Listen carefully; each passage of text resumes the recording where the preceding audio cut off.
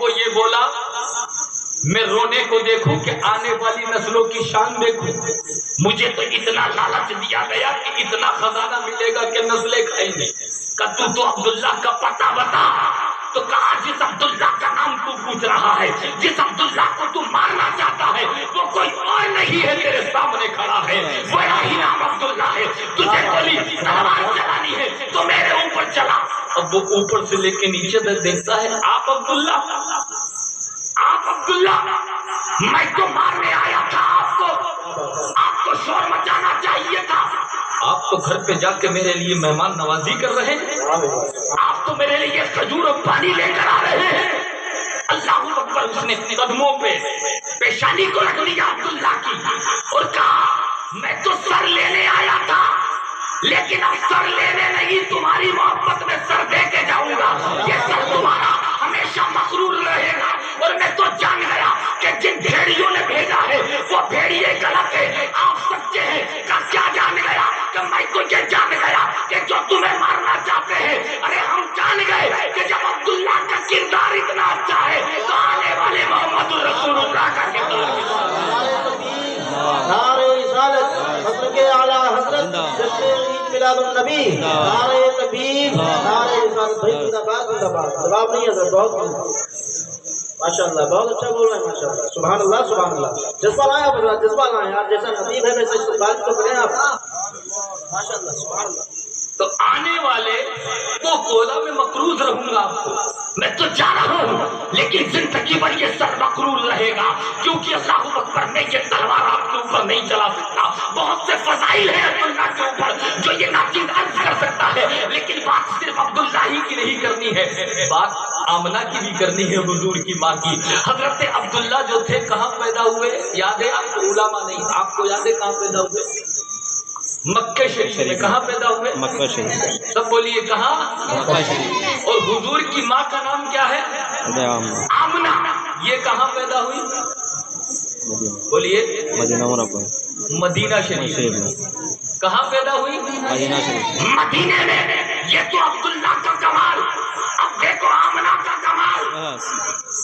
آمنہ کا کمال کیسا کمال کہ حضرت آمنہ جس طریقے سے عبداللہ شان والے تھے، جس طریقے سے عبداللہ کا چہرہ چمکتا تھا، جس طریقے سے عبداللہ کا چلنا لاجواب، اٹھنا لاجواب، سب لڑکوں سے الگ انداز تھا، اسی طریقے سے آمنہ کا رہن سہن تھا کہ اور عورتیں تو مذاق بھی کرتی تھی، اور عورتیں تو دنیا بھی باتیں بھی کیا کرتی تھی، اور عورتیں تو بیٹھ کے دنیا بھی گفتگو کر لیا کرتی تھی، لیکن آمنہ کا یہ معاملہ نہیں تھا.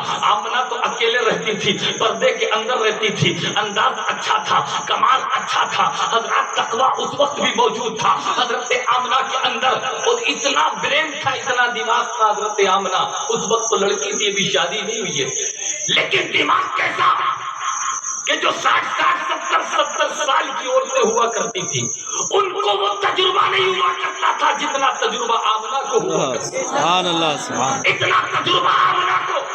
بڑی بڑی عورتیں آمنہ کی بات سنتی تو حیرت میں پڑ جاتی کہ یہ تو لڑکی ہے، ابھی ہم سے اچھی بات کرتی ہے، ہم سے اچھا تجربہ اس کے اندر ہے، اچھا دماغ اس کے اندر ہے.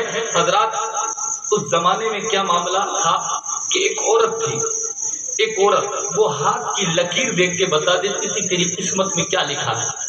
ہاتھ کی لکیر دیکھیے تیری قسمت میں کیا لکھا. اس زمانے میں اس کا شہرہ بہت تھا.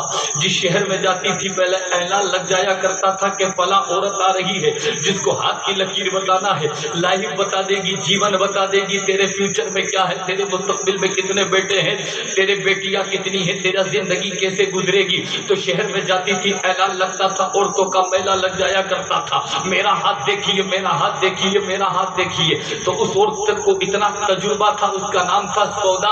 جو ہاتھ بتاتی تھی اس کا نام کیا تھا؟ سودا. سودا کہ تیری قسمت میں یہ، تیری قسمت میں یہ. اب ہوا کہ اچانک اس کا ایک گزر مدینے شہر سے ہو رہا تھا، تو مدینے میں اعلان لگ گیا. مدینے میں اعلان لگا کہ آج وہ عورت مدینہ منورہ آ رہی ہے. جس عورت اور جس لڑکی کو اپنا ہاتھ دکھانا ہے وہ ہاتھ دکھا سکتا ہے. جس عورت اور جس لڑکی کو ہاتھ دکھانا ہے وہ ہاتھ دکھا سکتی ہے. وہاں بھی عورتوں کا میلہ لگ گیا. عورتوں کا جب میلہ لگا تو حضرات وہ عورت آئی، ہاتھ دکھا رہی ہیں عورتیں کسی نے اللہ اکبر ہاتھ دکھایا اس کو اس قسمت بتا دی، کسی نے ہاتھ دکھایا اس کو اس کی قسمت بتا دی. یہ معاملہ چل رہا تھا. حضرت آمنہ دور کھڑی تھی. حضرت آمنہ حضور کی امی جان دور کھڑی تھی. دور کھڑی تھی تو کوئی عورت بولی، تمام عورتوں نے ہاتھ دکھا دیے، لے آمنہ تو ہاتھ نہیں دکھائے گی؟ تو آمنہ اس وقت کیا بولی کہ مجھے عورت پر توکل اور اعتماد اور بھروسہ نہیں ہے، مجھے اس خالق و مولا پہ بھروسہ ہے جس نے مجھے پیدا کیا ہے. میں اپنے مولا پہ بھروسہ کرتی ہوں، اپنے خدا پہ بھروسہ کرتی ہوں. یہ میرے اور آپ کے لیے درس و عبرت اور سبق ہے کہ آج کل کی اسلام کی مقدس بہنیں اللہ اکبر کے بھی ہاتھ دکھاتی پھرتی ہیں. حضرات نماز ان کے پاس نہیں، اللہ پہ توکل ان کے پاس نہیں، قرآن کی تلاوت اس کے پاس نہیں، لیکن کوئی ڈبہ پیر مل گیا، بناسپتی پیر مل گیا جو جھوٹی قسمت کس کو بتا دے. تو حضرات یہ ان کے چکر میں پڑ رہی ہے یا خود بد حضرات پڑھ رہے ہیں. آپ اللہ پہ توکل رکھیے، اللہ پہ اعتماد رکھیے. سب کچھ کرنے والا اللہ ہے، رزق دینے والا اللہ ہے، بیماری دینے والا اللہ ہے، شفا دینے والا اللہ ہے، تو سب کچھ کام بنانے والا بھی. تو آپ اللہ پہ توکل رکھیں، اللہ پہ اعتماد رکھیں. تو وہ عورت، ایک عورت پہنچی حضرت آمنہ کے پاس. کہاں پہنچی؟ حضرت آمنہ کے پاس. آمنہ کے پاس جب گئی تو جانے کے بعد کہا تو ہاتھ نہیں دکھائے گی آمنہ؟ کہا نہیں میں نہیں دکھاؤں گی. زبردستی تھوڑا کیا لڑکیوں نے عورتوں نے، تو کہا چلو دیکھ لیتے ہیں. تو حضرات دیکھا آپ نے، جب وہ حضرت آمنہ اس عورت کے پاس آئی اور اپنے ہاتھ کو آگے کیا اور سودا نے حضرت آمنہ کی لکیر کو دیکھا تو پیشانی پہ پسینہ آ گیا. سودا بولی، کبھی لکیر دیکھ رہی کبھی آسمان دیکھ رہی، کبھی لکیر دیکھ رہی کبھی آسمان دیکھ رہی، کبھی لکیر دیکھ رہی کبھی آسمان دیکھ رہی. تو عورتیں بولی سودا جتنا ٹائم تم نے آمنہ کی لکیروں میں لگا دیا، دیکھنے میں لگا دیا، اتنا تجھے کسی عورت میں ٹائم نہیں لگتا. معاملہ کیا ہے؟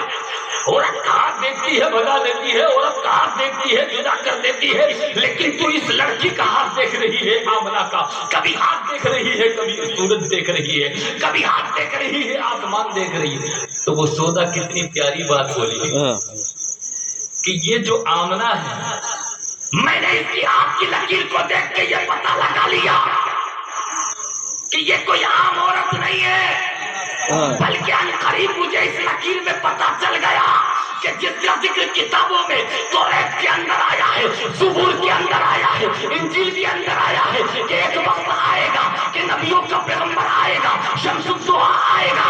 اس لکیر کے ساتھ کی لکیر بتا رہی ہے وہ نبیوں کا امام پیدا ہوگا تو اس کی کوکھ ہی سے اس کی کوکھ ہی سے پیدا ہوگا. آئے ہائے اس عورت نے یہ بتا دیا. اب دیکھ لیجیے حضرت عبداللہ کا مرتبہ کیا اور ادھر حضرت آمنہ کا رتبہ کیا. یہ حضرت عبداللہ حضور کے والد ہے، حضرت آمنہ حضور کی امی. توجہ ہے؟ اب یہ بڑے ہو گئے، جوان ہو گئے. حضرت عبداللہ بھی جوان اور حضرت آمنہ بھی جوان. جوان ہونے کے بعد شریعت کا حکم کیا ہے کہ نکاح کر دیا جائے، نکاح کر دیا جائے. حضرت عبداللہ بھی جوان ہے، حضرت آمنہ بھی جوان ہے. ادھر تو حضرت عبداللہ کو اللہ نے بہت بار بچایا. اب جب جوان ہوئے تو مکے کی ہر لڑکی چاہتی تھی کہ میرا نکاح حضرت عبداللہ سے ہو جائے. ہر رئیس زادی کی لڑکی چاہتی تھی کہ میرا نکاح عبداللہ سے ہو جائے. ایک مرتبہ ایک لڑکی نے حضرت عبداللہ کو روک لیا اور روکنے کے بعد حضرت عبداللہ سے بولی لڑکی کہ آپ مجھ سے نکاح کریں گے؟ آپ نے چہرہ پھیر لیا. بولی چہرہ پھیر لیا کہ نکاح کی بات وہ بھی مجھ سے، آپ نے پردہ کر لیا. یہ میرے اور آپ کے لیے درس و عبرت اور سبق ہے. اللہ اکبر کبیرہ کہ آپ نے چہرہ پھیر لیا کہ شریف گھر کے جو رشتے ہوتے ہیں وہ خود نہیں کرتے بلکہ رشتے کے فیصلے گھر کے بڑے کرتے ہیں. کون بولا؟ حضرت عبداللہ. کا 100 اونٹ انعام میں دوں گا. کا 100 اونٹ نہیں، کچھ بھی نہیں چاہیے. رشتہ اگر ہوگا تو میرے گھر کے بڑوں سے ہوگا. یہ حضرات آپ جوانوں کے لیے بھی درس و عبرت ہے کہ مصطفیٰ کے میلاد میں صرف ایک دن جھنڈے مت لگانا. मुस्तफ़ा के जुलूस में सिर्फ एक दिन नारे मत लगाना, बल्कि मुस्तफ़ा जान रहमत सल्लल्लाहु अलैहि वसल्लम का जो हजरात मोहतरम मैसेज है उसको तख्तिये दिल पर लिख के लेके जाओ कि जब हजरत अब्दुल्ला ने कह दिया निकाह की बात मुझसे मत कर, मेरे घर वालों से कर, अल्लाह